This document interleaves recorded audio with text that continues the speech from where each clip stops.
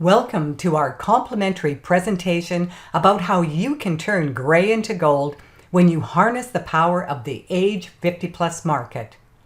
We'll introduce you to Alan Atkins, who was a CFP, took the Certified Professional Consultant on Aging CPCA designation, made a commitment to the boomer and senior market, and created an $85 million book of business in 5 short years. He shares in detail how he did it and how you can too. Okay, well, I want to welcome you to this presentation. I want to make a comment that I believe deeply that by making the commitment to be here today, you are in the top percentile of the industry because you care enough. You care enough to learn more and to serve better. My name is Rhonda Luttrell, and I'm the founder and CEO of Age Friendly Business. And when you think about what you do from a different perspective, well, you do things differently. And when you do things differently, you get different results.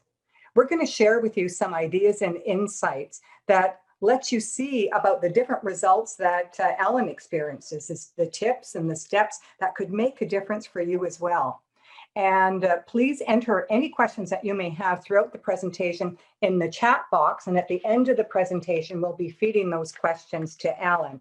But most importantly, we want to learn from you as well. You'll be invited to participate throughout today's presentation. So let's all learn from each other. You'll notice that this presentation is entitled Finding the Gold in the Gray: How the CPCA designation and estate planning strategies contributed toward Alan Atkins creating an $85 million book of business in 5 short years. So Alan, welcome and thank you for sharing how you thought differently, you did things differently, and enjoyed different results. Thanks, Rhonda. I think it's important to start with the fact that I had already been in the business for 21 years when I first came across the CPCA course. I'd had my CFP and also my other insurance designations. So I'd taken a lot of courses, but what I found unique about the CPCA course was that it didn't give me just the technical training that I was looking for regarding the seniors market, but it gave me a whole new viewpoint and opened my eyes to opportunities in a market that I thought I already knew fairly well. And as you mentioned, the proof's in the pudding. I mean, I grew my business from that point, 8 million under administration, to about 85 million in under 5 years. Rhonda, I was wondering if you might tell the folks about one of the boomers said to you when you did a presentation at a money show. Oh, yeah, that was a great one, Alan. For a number of years, well, since we've been offering our program since 2003, and I've had the opportunity and privilege to speak throughout North America and Australia, actually, and a number of countries. And when I was at a money show in Toronto, a group of boomers and seniors came up to me afterwards and they said, you know what? They're frustrated with the financial advisors that serve them. They said, you know about your products and your services, but you don't know about me. And as a matter of fact, a group of the boomers had said they had shifted from their own financial advisor to someone else because of it.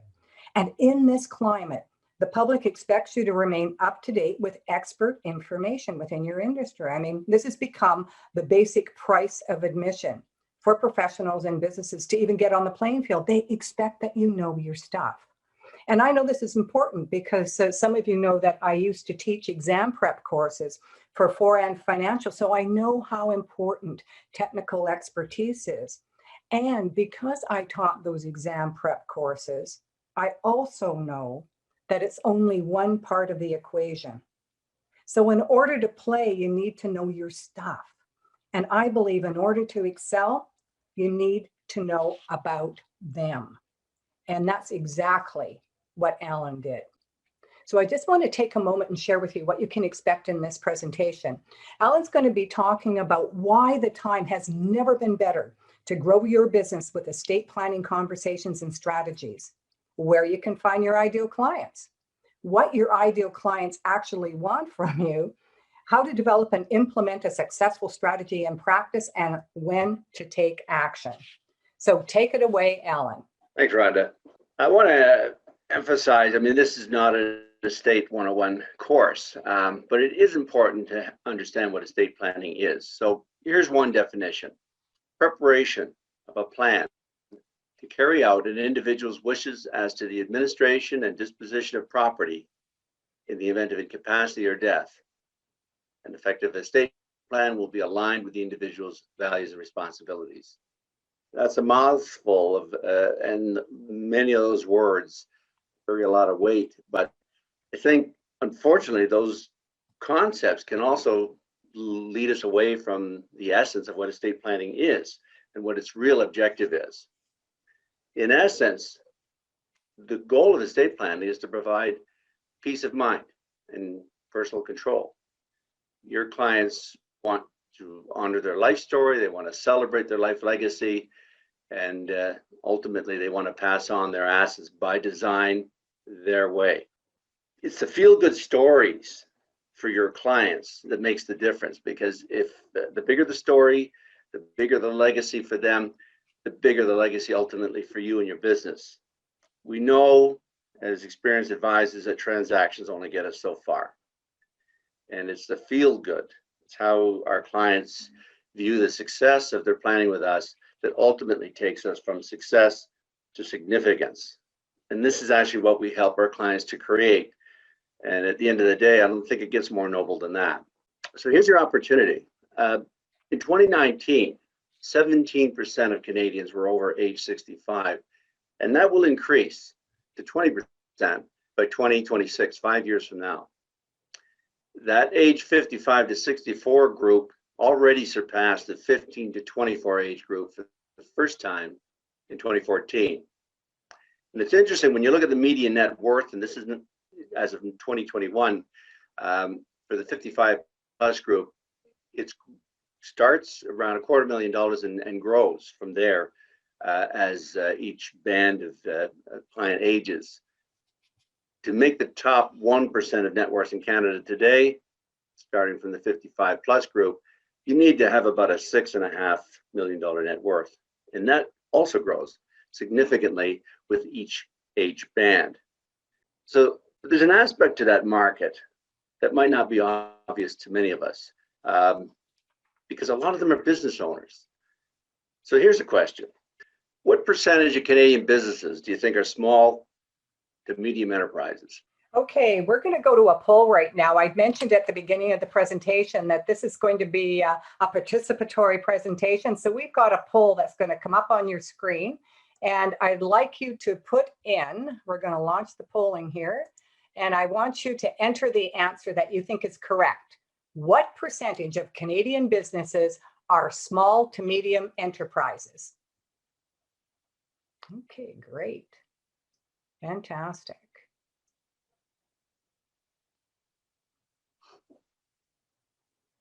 Wonderful. Okay.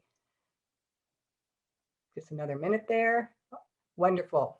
Now we're going to end the polling and look at the results here.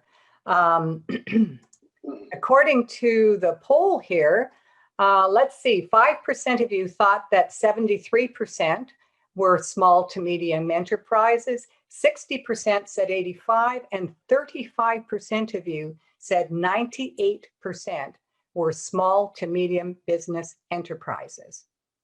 Okay, Alan, let's find out what the answer is. Okay, Alan. Well, it looks like we've got a well-informed group. Clearly, if you look at the answers, 98% of Canadian businesses are small to medium. Small being defined as under 100 employees and medium being under 500. Interestingly enough, micro businesses, and that is employees, businesses with employees less than 5, comprise 54% of private employers in Canada. And 1/3 of the SMEs in Canada are actually owned by women. That's 1.2 million businesses in Canada, with many of their owners getting older. So contrary to what many of us might believe, businesses in Canada are not comprised mostly of faceless corporations. 98% of all businesses are small to medium sized businesses. These are people we meet and buy from every day. They're your friends and neighbors, perhaps the millionaire next door.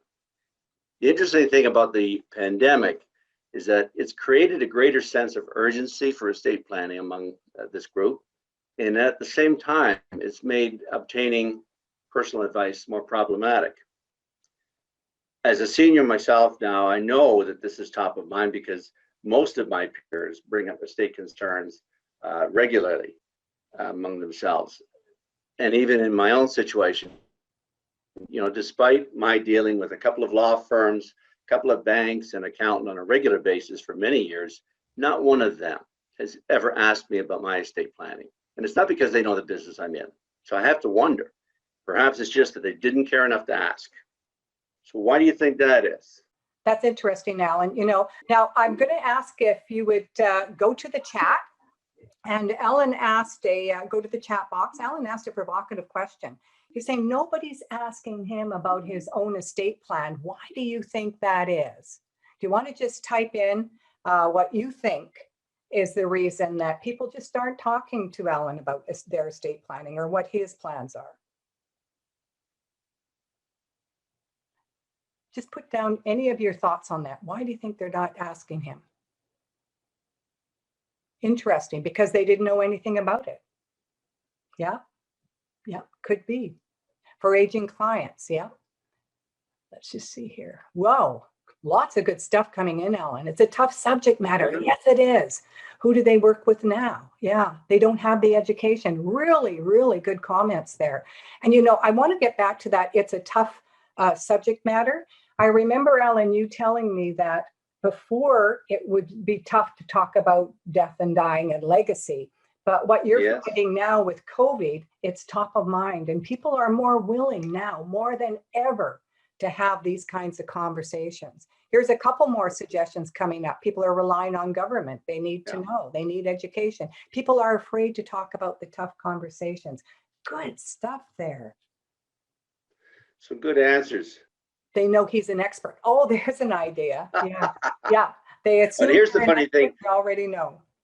Go ahead, Alan. Here's the funny thing. Despite the fact that I've dealt with many of these institutions for many years, most of them never actually asked me what I do for a living, so they don't know, and still they haven't asked. That's the mystery. But I see many of the answers here, and I think Raymond Chow, I believe it is, had a good one that, you know, perhaps they assume it's taken care of, and or my own guess is perhaps they don't even know how to ask. Yeah. Or maybe they don't even realize it's important. Yes. Some good answers there, though. Yeah, I think that's a good one too. We don't know what we don't know. Isn't that true? Exactly. And doesn't that what an opportunity for advisors to truly differentiate themselves when they recognize that a lot of their clients don't know what they don't know, and they have a tremendous opportunity to open up those conversations. Exactly. Okay. Okay, Alan. So, you know, obviously by not asking, these individuals are missing a gold mine. And I've broken down the gold mine into three categories. I remember it by I like to say we. I'm not bilingual, but I know that much. But I find that you find these maturing prospects in three groups. There's the obvious, and that's the top 1% we talked about. They are highly competitive for advisors and less accessible and certainly more demanding, but don't assume that they've taken care of their estate planning. Then there's a middle group, the underestimated, as I call them, and this is the bulk of the small to medium business owners, professionals who aren't conspicuously wealthy, and as I suggest, perhaps they're the millionaire next door. And finally, there's the most overlooked group of all, the invisible group. And these are your average aging employees or retirees with the median net worth that we saw earlier. They, I found, were the most overlooked group. They don't usually attract institutional attention because their accounts are too small, and they don't usually seek estate planning advice. So ultimately, they're the most underserved group of all. So it's important to understand when you approach these clients, because they're really ideal clients for wealth building and building your own personal legacy, is above all, they want personal contact, and that's becoming a rare commodity these days. They're looking for understanding. It's more about listening to their story than the technical solutions. You have to listen with an open mind and an open heart, I found. And you have to be prepared to invest the time up front to help them crystallize their highest values. In my practice, I spent the majority of my time in that initial interview, and sometimes that would go for an hour or two without ever discussing their accounts. Ultimately, I found they don't care how much you know until they know how much you care. What they don't want, for sure, is fast talk. And they don't want technical jargon. That just puts them to sleep.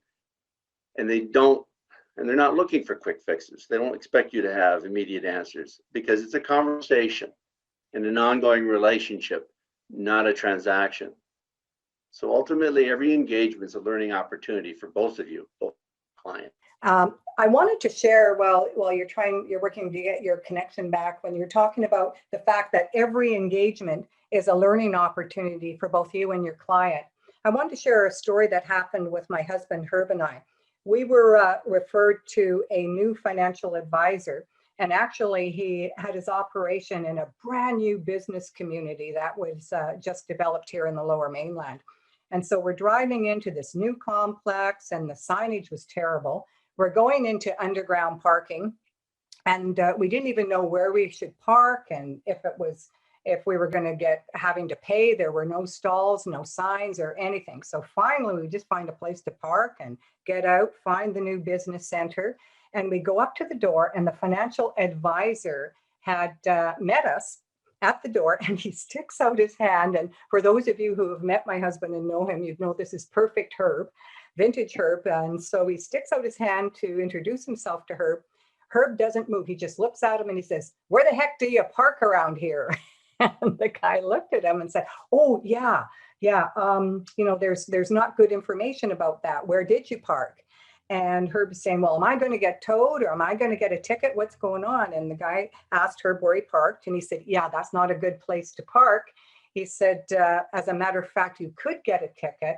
And the whole time they're having this conversation, I'm going, just forget it, Herb. We'll be fine. We're not going to get a ticket. We're okay. And Herb's anxious. And so the guy warns him that maybe he better move his car. So Herb toddles off to move our car to another location. And this advisor had never met us before. And I said to him, "Do you see what just happened there? Do you see what just happened there? My husband couldn't even shake your hand until he knew he was safe." And the whole time you're having a conversation with him, I'm the one saying, we're not at risk. We're okay. We'll be just fine. Don't worry about it. Now we're about to walk into your office and talk about our investments and our long-term planning. And we just revealed to you our approach to our life management. And I don't know if he would have figured that out on his own, or if it was helpful for me to bring that to his attention. But I remember telling Alan that story some time ago. And he said, there was so much for Alan, he said, to unpack that. It wasn't just the conversation beneath the conversation that was revealed in that moment. He was also recognizing that, imagine with his clients, if he had taken the time to actually say, now it's a new complex, this is where you park, and this is what you'll have to do to be able to pay for parking and where you can find it. How you could have taken all of that time away.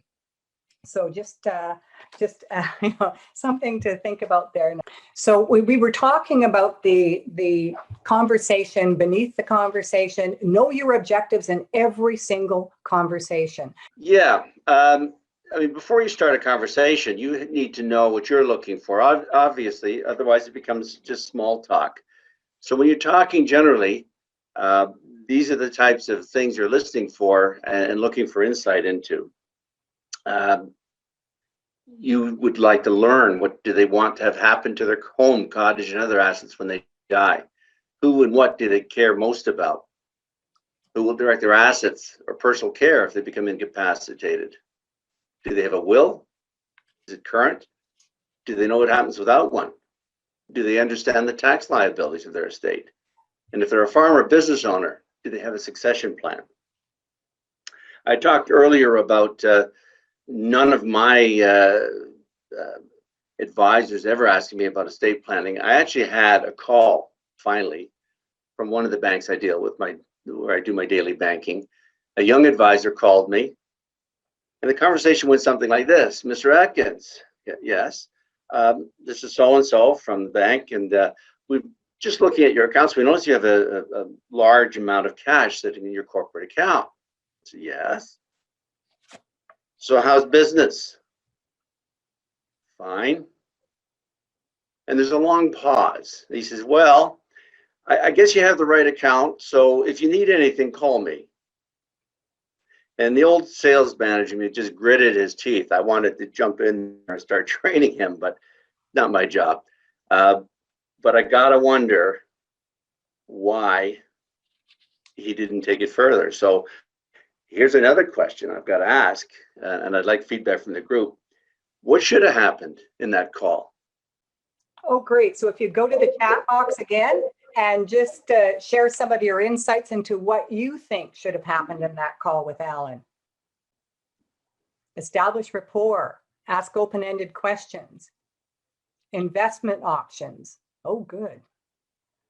Fact finding I didn't get that. Fact finding is not completed. Was not completed. Completed. Oh, completed. Yeah. Oh, okay. Oh, That's for sure. What's the purpose of that money? Good question. What's the purpose of that money? Short, medium, and long term. When do you need the funds? Why? Why is it just sitting there?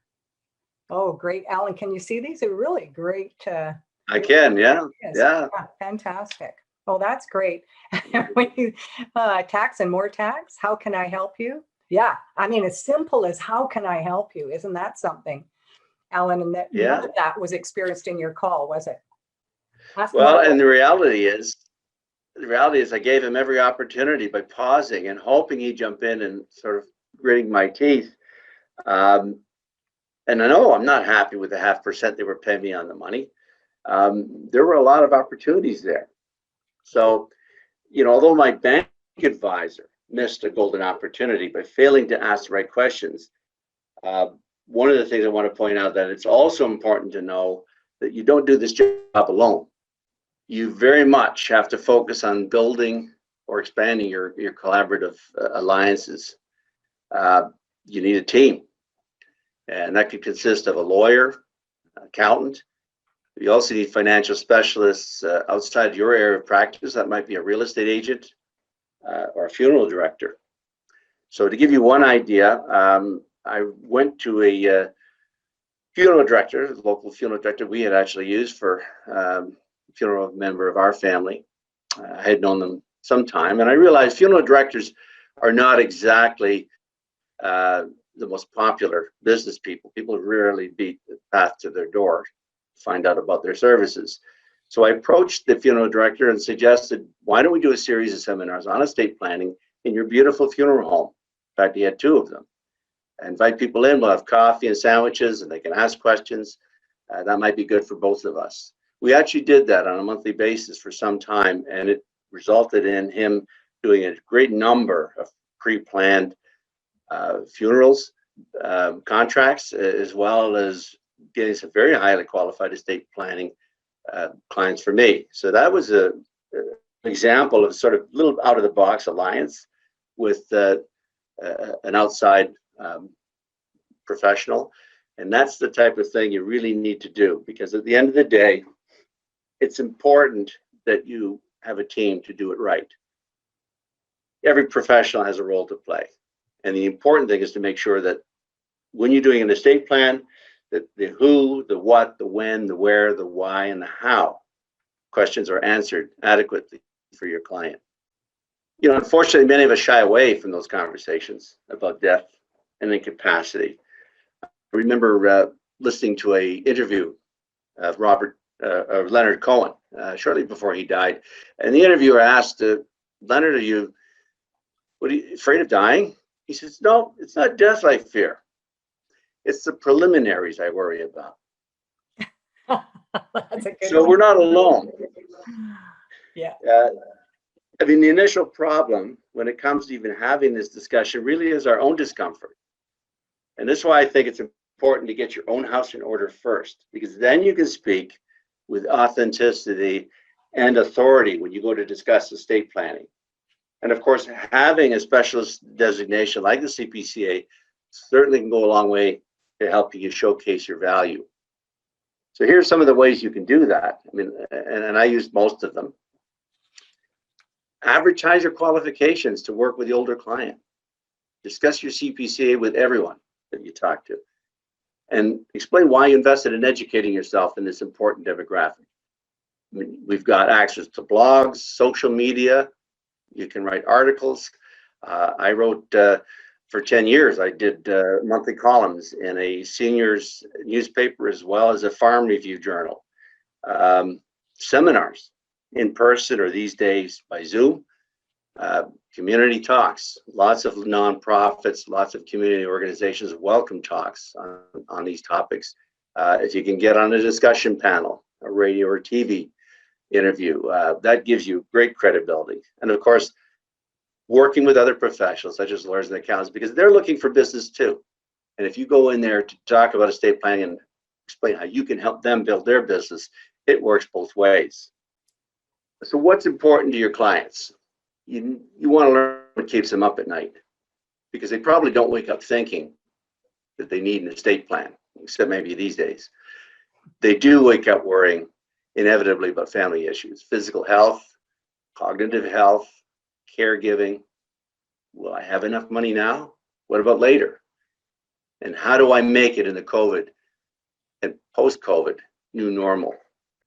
Now, I think if you take the CPCA course, you'll learn what is important to seniors. More importantly, though, and I found this, is that they know that you've made the commitment, made the effort to understand their unique needs and become the professional that they can trust. Because at the end of the day, we're not salespeople. We're problem solvers. What our clients want is for us really to be a coach and a guide to help them find the answers to their own questions. Because we know as experienced advisors, individuals support what they help to create. So they need to take ownership of their estate planning solutions and also feel that all of that aligns with their values and their responsibilities. So who are those ideal clients? Generally, they're going to be age 55 and over. These are people with accumulated assets from their life savings. They could be among your insurance clients. Very much could be retirees. We talked about the huge opportunity with business owners, but there's also event-driven situations. Recent widows or widowers, older clients who have had a change of health, suffering ill health particularly, a new marriage or cohabitation or a separation or divorce, and the birth of grandchildren. All of these can bring this to the forefront, and these people could be ideal clients to talk about estate planning. So now that you've got a picture of what that ideal client looks like, I want to take a few moments to have you just listen to some thoughts about listening, about the art and power of listening. So listen to this. But eyes are blind. You have to look with the heart. This was said by The Little Prince by the author Antoine de Saint-Exupéry. Here's another one from Pooja Agnihotri, 17 Reasons Why Businesses Fail. That author says, humans are emotional beings. They love when they are listened to, motivated, and nurtured. And finally, Roy Bennett, in his book, The Light of the Heart, says this: listen with curiosity, speak with honesty, act with integrity. The greatest problem with communication is that we don't listen to understand, we listen to reply. When we listen with curiosity, we don't listen with the intent to reply, we listen for what's behind the words. Rhonda, maybe you could talk about another story you mentioned to me.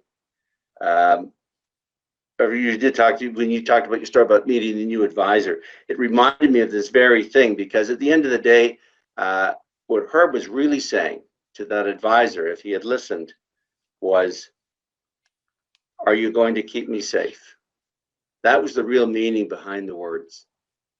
And Yeah. that's the type of thing that we really need to have to keep in mind. And that's what we're trying to get at when we listen to those clients carefully. Oh, that's so right on, Ellen. It really had nothing to do with parking. You said that so well. It was really about, will you keep me safe? And, you know, I have to admit, when we did go into the office with that advisor, he addressed the issue around safety, you know, in his own words with Herb. And Herb felt really, really attended to. And he just said, this Right. has been making me anxious for a very long time. So, you know, That's even right. though Yeah. our investments were, you know, had been doing extremely well, and then it, you know, and then it was Yeah. around the time they Yeah. were not, you know, he was still anxious about it, and he had an Yeah. opportunity to share why. So you're right. The conversation beneath the conversation, will you keep me safe? Oh, well, and that was just spot on. Well, and for me, this is one of my most powerful lessons, because I realized through experience that when you listen and pay attention to the little things, you earn the right to take care of the big ones. Ooh, I like that. I like that. So I'm sure all of you are quite experienced at getting appointments. As Rhonda said, you're already in an elite group just by the fact that you've taken the time to attend this seminar. Here's just a suggestion for getting the appointment with an existing client. I'm sure all of you could come up with something even more eloquent. And of course, here's another one for a referral. The important thing is to ask. How you ask, of course, it comes with experience, and I'm sure many of you are even better at it than I am. So I want to move on to the importance of opening a conversation.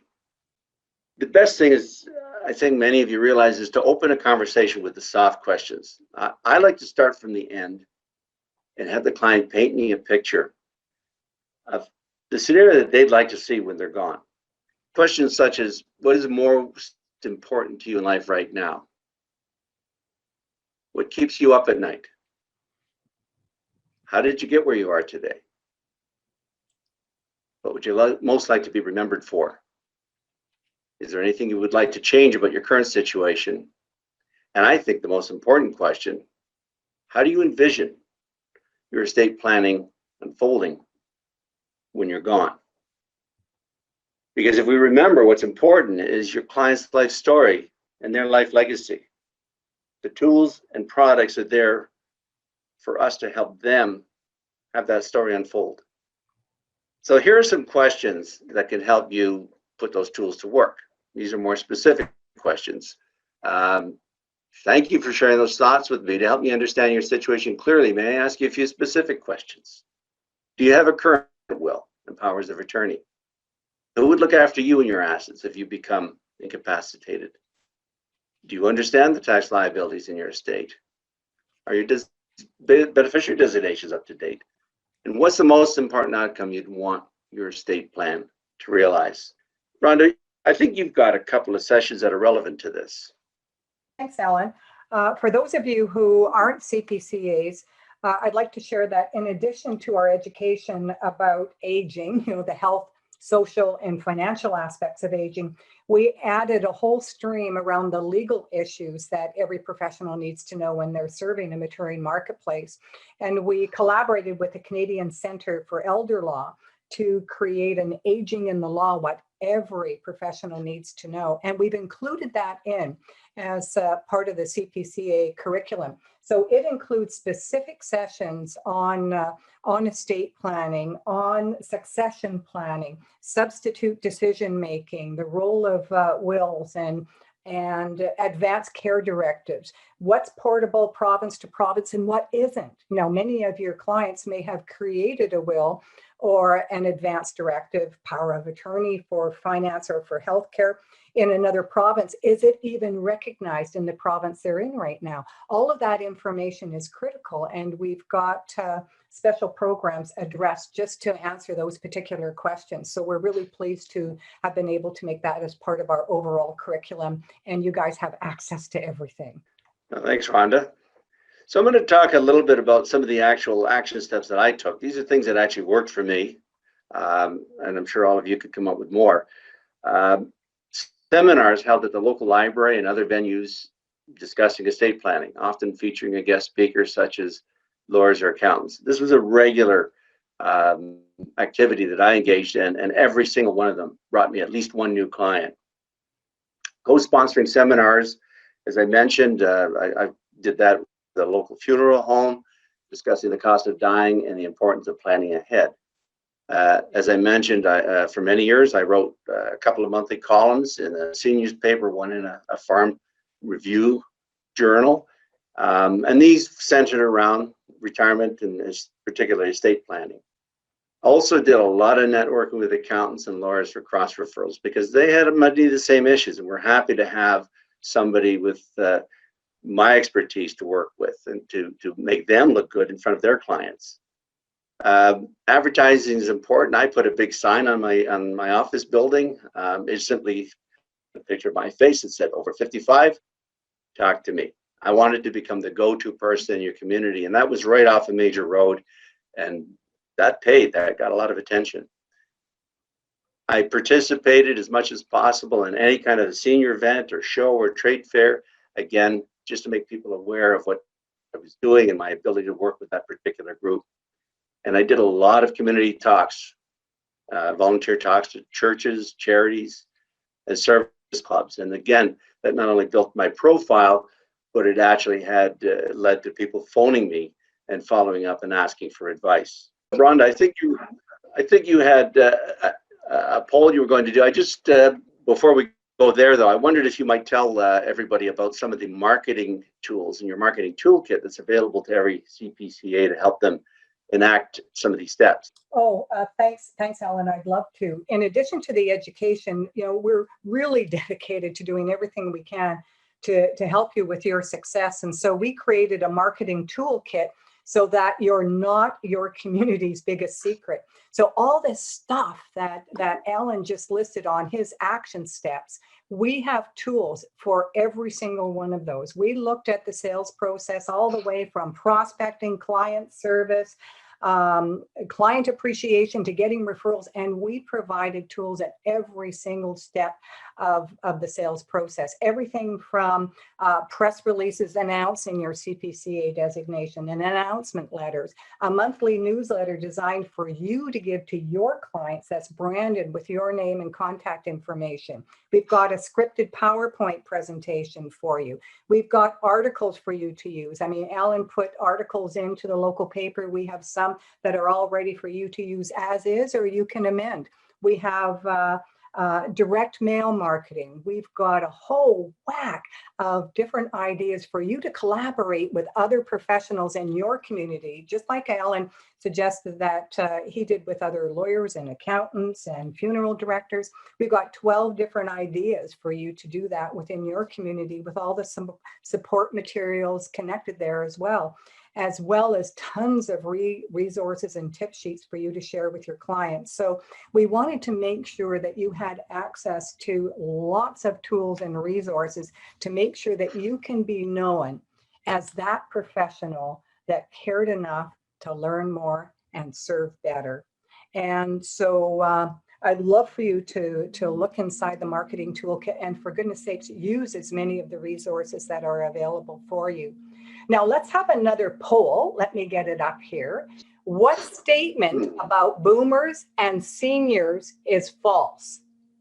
So I'm going to give you a chance to read that and give us some answers. So which of the following statements is false? Okay, great. They're coming in. Wonderful. Great. I really appreciate your participation. It's wonderful.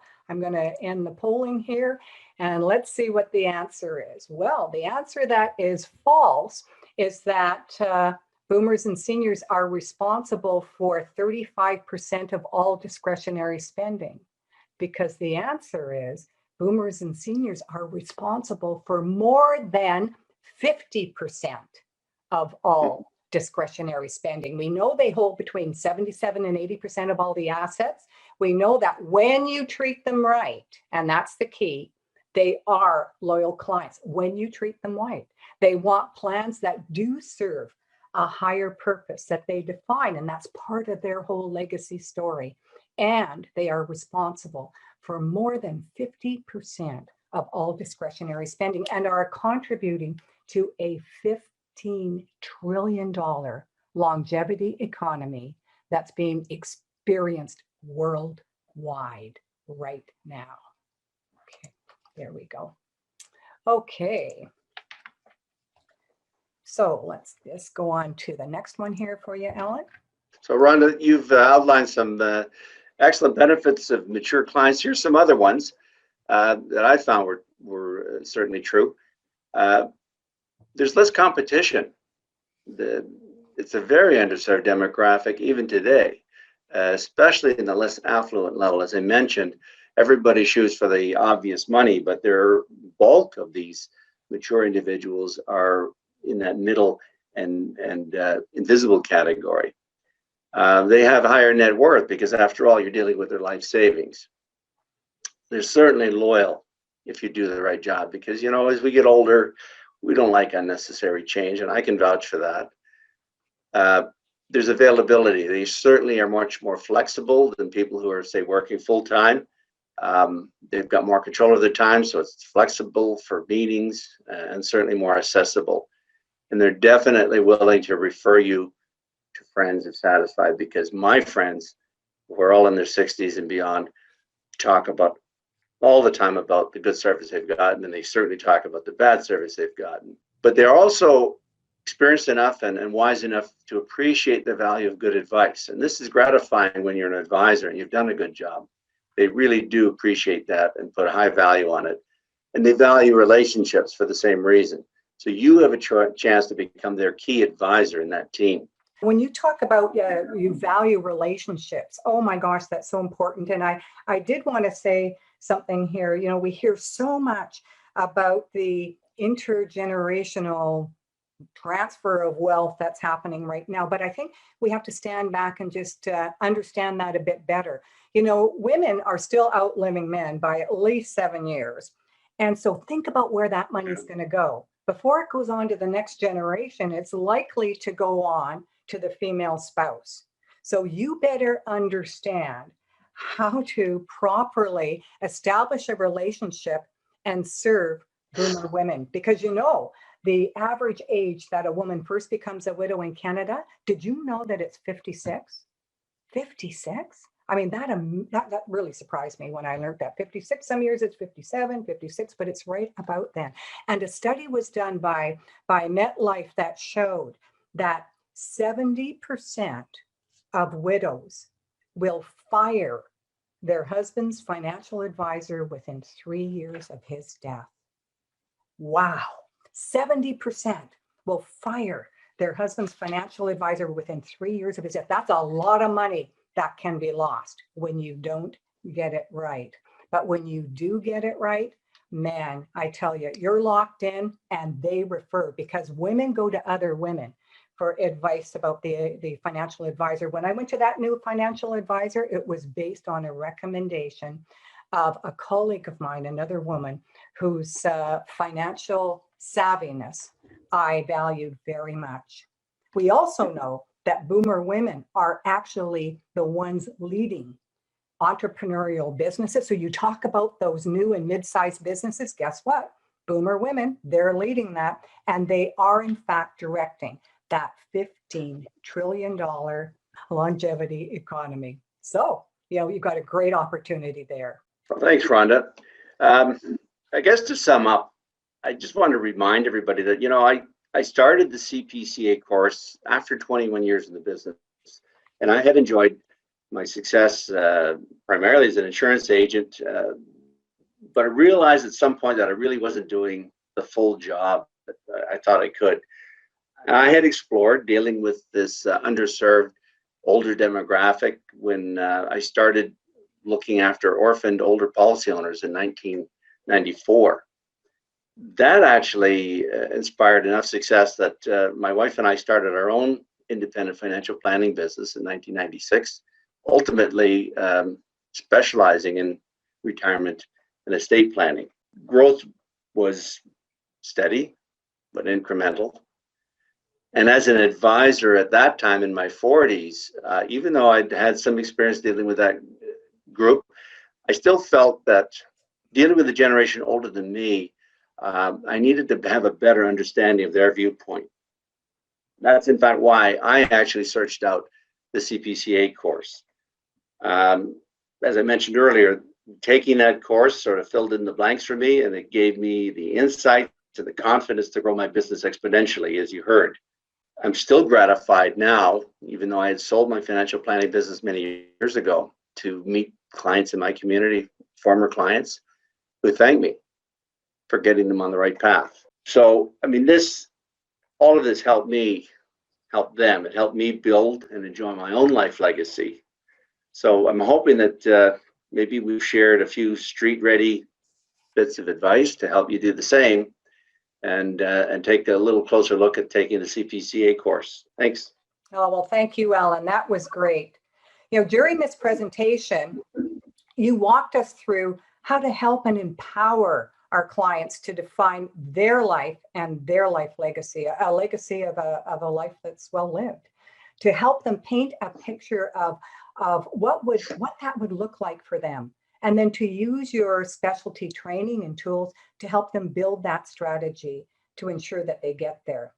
We learned that doing this well creates loyal relationships that are bulletproof and provides a noble service to our clients, and in turn helps to establish a legacy of our own practice, a legacy that we can be proud of. So let's just review what Alan covered. Well, we learned the power of the market and the opportunity. Ellen, you referenced the huge pool of Canadian small and medium business owners just waiting for guidance and service, and how a lot of people aren't reaching out to them and asking the questions. You covered the profile of your ideal client. You gave us some insight into where to find them and what they want and what they don't want from the professionals serving them. You shared the importance of the conversation beneath the conversation, and to always be in a state of curiosity and discovery with each and every conversation. And you emphasized how to listen with the heart as well as the head. Now, this is key. You went back through your client lists and you reopened all those conversations. I remember, Ellen, when we were first talking about this, and you just said, you're going to go back and you're going to reopen and have those conversations yet again. And I think you even shared that some of your staff had said, oh, no. And you said, yes. And you went and reconnected with everyone. Is that correct? Yes. In fact, when I first opened the business, I was just sort of looking in general financial planning, but I was getting tired of going out evenings and sort of chasing everybody as if I was at the beginning of my career again. So I sat down and looked at my old records, and I just remembered the conversations I'd had, and the ones that I enjoyed and the ones that had the best outcomes. And to my surprise, when I looked at who they were, it tended to be that older age group. And it was then and there, I literally came home and told my wife, I said, we're changing the focus of the business. From now on, we're going to be the people that the 55 pluses come to.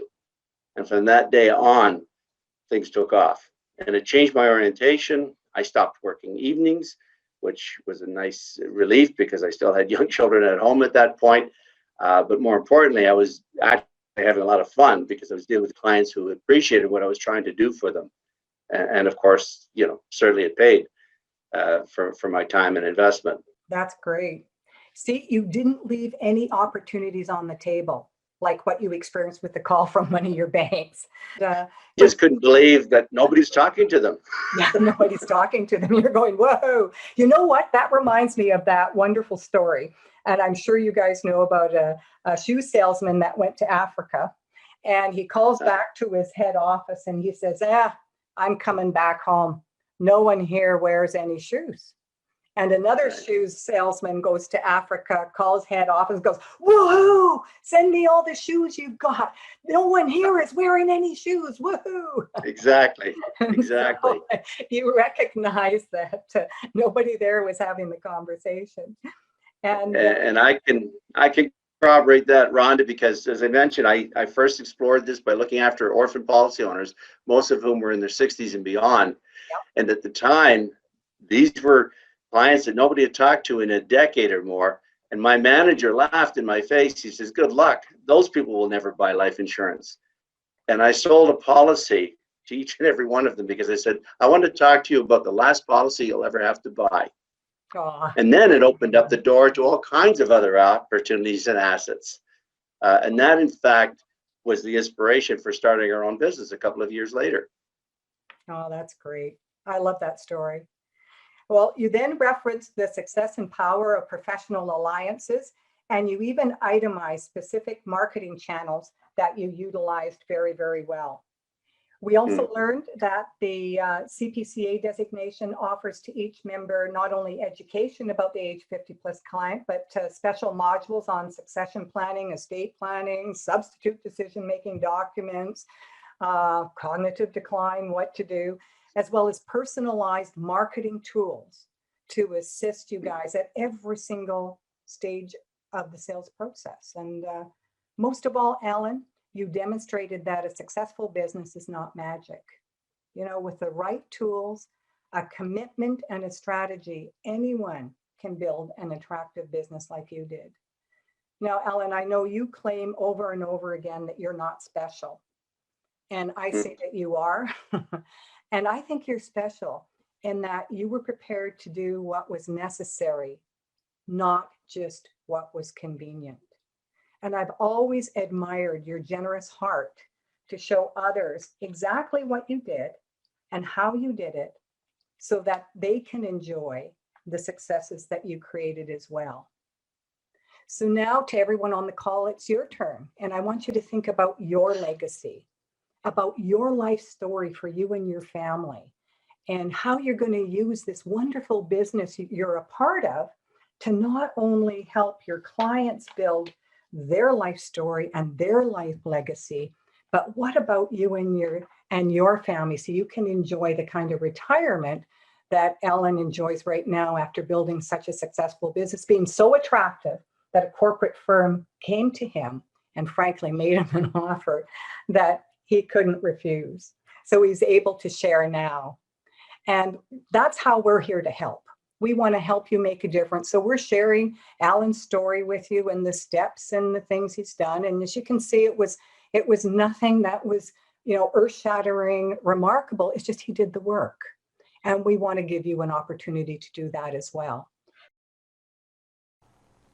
And that's why we're hosting this leadership conference designed to help you enhance your personal and professional skills, accelerate your business success, and enjoy a reputation in your communities as a valued business that cared enough to learn more and serve better.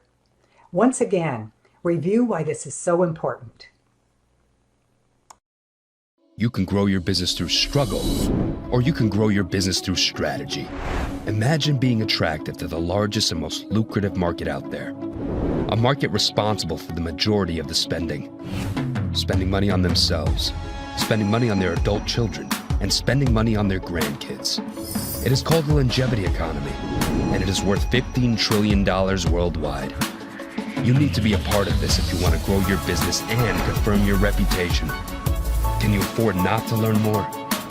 Attend this powerful leadership forum for 2021.